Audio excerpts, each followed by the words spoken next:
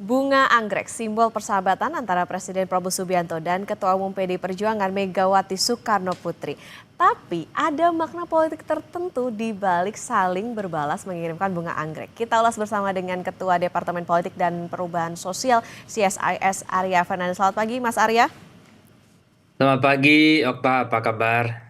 Kabar baik Mas Arya. Ini kalau kita lihat menarik nih, lewat anggrek. Sebetulnya seberapa dalam makna persahabatan yang tersemat antara Presiden Prabowo dengan Ibu Mega? Kalau kita ingat kan tidak hanya Presiden ngirimin bunga ke Bu Mega ya waktu itu waktu Bu Mega ulang tahun, tapi juga ternyata dibalas lagi Bu Mega mengirimkan bunga anggrek ke Presiden Prabowo. Oke, baik. Saya kira kedua tokoh ini masih terus membangun komunikasi yang baik ya. Dan karena mereka keduanya juga beliau sudah pernah punya pengalaman politik ya. 2009 kita ingat ketika itu Ibu Mega berpasangan dengan Pak Prabowo untuk maju dalam Pilpres 2009. Lalu kerjasama politik keduanya juga berlanjut pada Pilkada DKI 2012 yang ketika itu mencalonkan pasangan Pak Jokowi dan Pak Ahok ya. Dan kita juga ingat ketika itu ada kerjasama batu tulis ya antara kedua belah pihak. Meskipun pada akhirnya sejarah menunjukkan bahwa di 2014 dan 2019 PDIP mendukung pasangan Pak Jokowi yang ketika itu berkompetisi dengan Pak Prabowo. Tapi dalam jangka pendek saya kira memang kecil kemungkinan PDIP akan bergabung dengan pemerintahan ya. Tapi kerjasama kedua partai masih terus akan dibangun sampai 2029 mendatang ya. Paling tidak karena tiga alasan ya. Alasan yang pertama saya kira adalah hingga kini PDIP belum punya calon kuat di 2029 ya. Pak Ganjar ketika itu di Pilpres 2024 hanya mendapatkan sekitar 16% suara ya, jauh sekali dibandingkan Pak Prabowo yang mendapatkan 58% suara. Dan sebagai petahana tentu peluang Pak Prabowo untuk terpilih kembali cukup besar ya. Sehingga dalam situasi di mana PDIP tidak punya opsi kandidat, tentu pilihan untuk apa namanya membangun kerjasama dengan petahana tentu akan jadi opsi yang paling realistis saat ini. Oke, meskipun Kedua, ya silakan. yang kedua saya kira di internal juga sekarang PDIP masih melakukan konsolidasi ya. Belum ada indikasi yang kuat apakah Ibu Mega akan melakukan regenerasi atau tidak ya. Artinya menyerahkan kepemimpinan partai pada Bu Puan atau Prananda. Dan di internal juga sekarang juga belum ada kesepakatan dan keputusan siapa yang akan menggantikan Bu Mega kalau ada regenerasi. Nah, jadi dengan konteks internal seperti seperti itu dan konteks di eksternal di mana peran pemerintah semakin menguat, semakin besar dan PDIP tidak punya opsi kandidat yang kuat juga. Sehingga saya kira pilihan yang akan dilakukan Bu Mega tentu dengan tetap menjaga hubungan baik dengan Pak Presiden Prabowo. Oke. Meskipun, kayaknya kecil kemungkinan untuk gabung, tapi tentu persahabatan terjalin antar dua tokoh ini. Tapi Mas Arya kalau dilihat di luar itu apakah ada sesuatu pesan-pesan semiotik misalnya yang ingin disampaikan dari PD Perjuangan khususnya Bu Mega kepada Presiden Prabowo termasuk juga soal warna dari apa, bunga anggreknya merah putih dan lain sebagainya?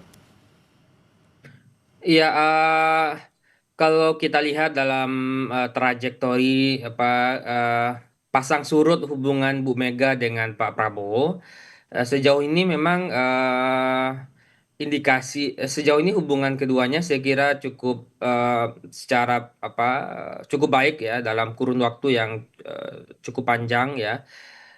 Tidak ada konflik misalnya yang sangat kuat di antara keduanya.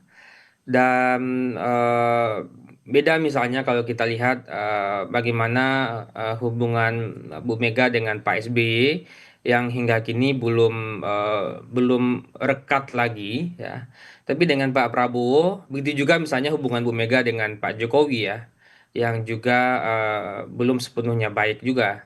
Tapi dengan Pak Prabowo saya kira hubungannya kedua belah pihak saya kira menjaga dan memastikan dan merawat juga hubungannya terus baik ya.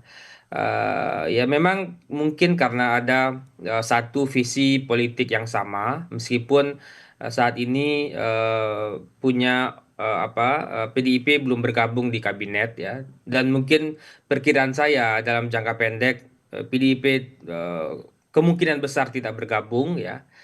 Karena PDIP saya kira akan memprioritaskan menyelesaikan kondisi-kondisi internal setelah 2024 kemarin, di mana PDIP mengalami kekalahan yang cukup besar ya.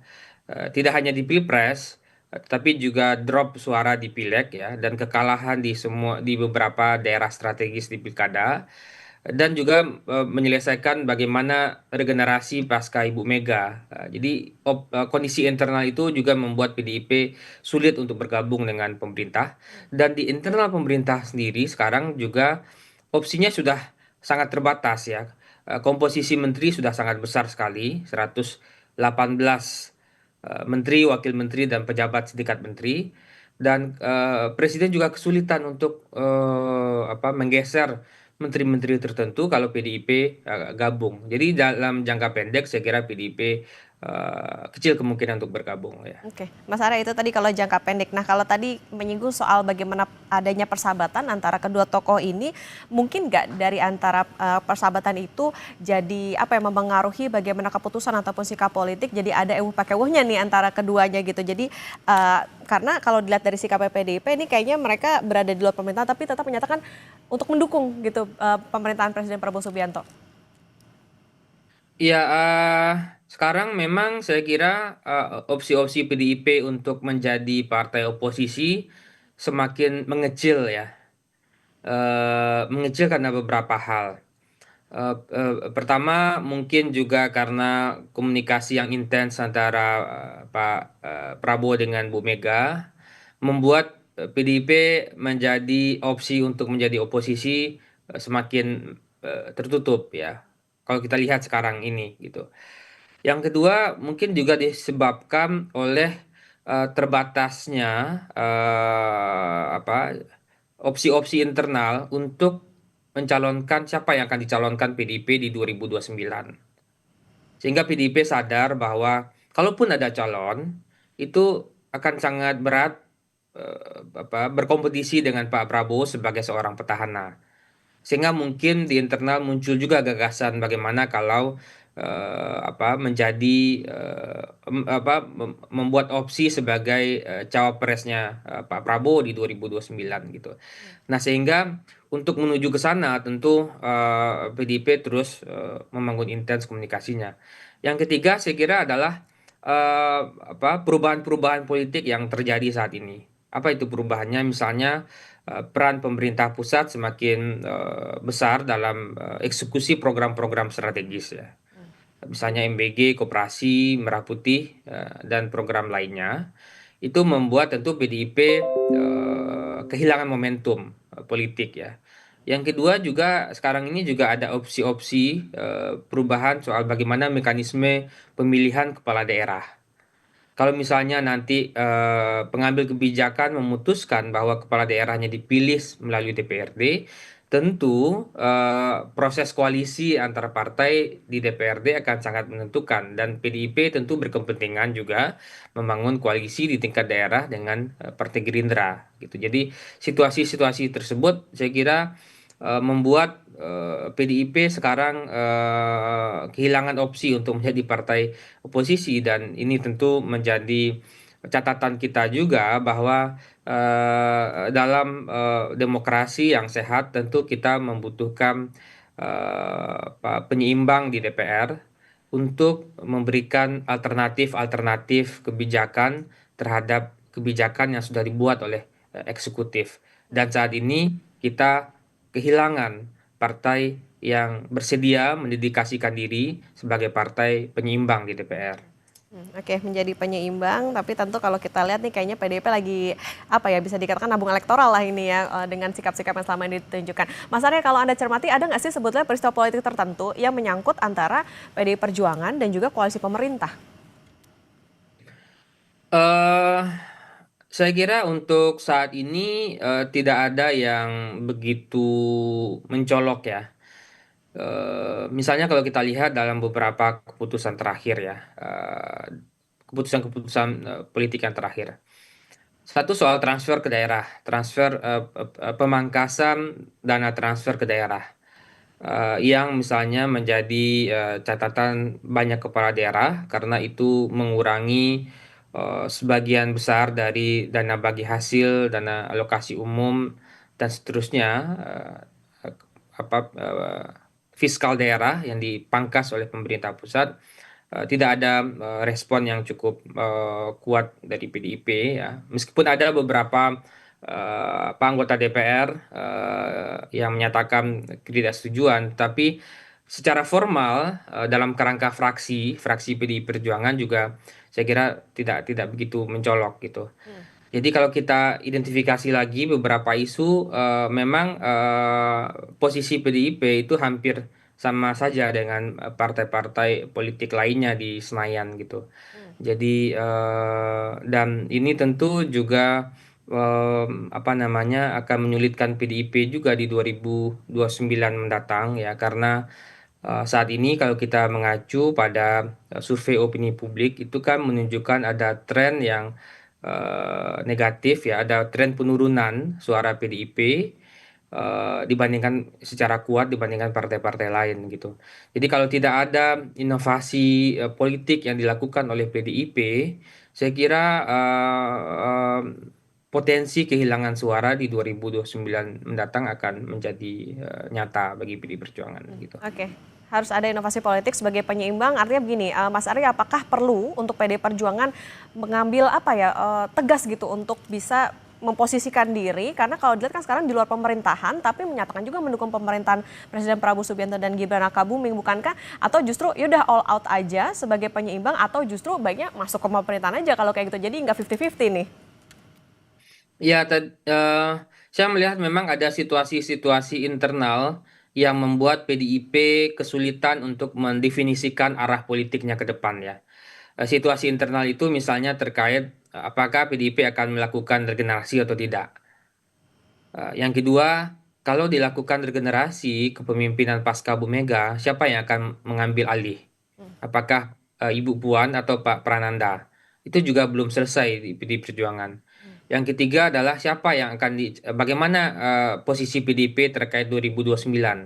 Apakah akan maju atau menjadi cawapresnya Pak Prabowo? Maju pun juga saat ini belum ada kandidat yang kuat yang bisa berkompetisi dengan Pak Prabowo.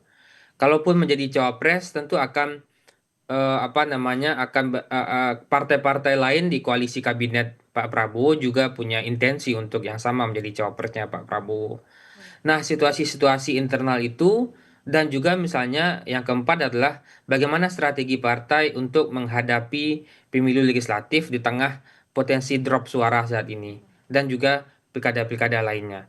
Nah, situasi-situasi internal itu membuat PDIP kesulitan untuk mendefinisikan, menentukan arah politiknya kemana.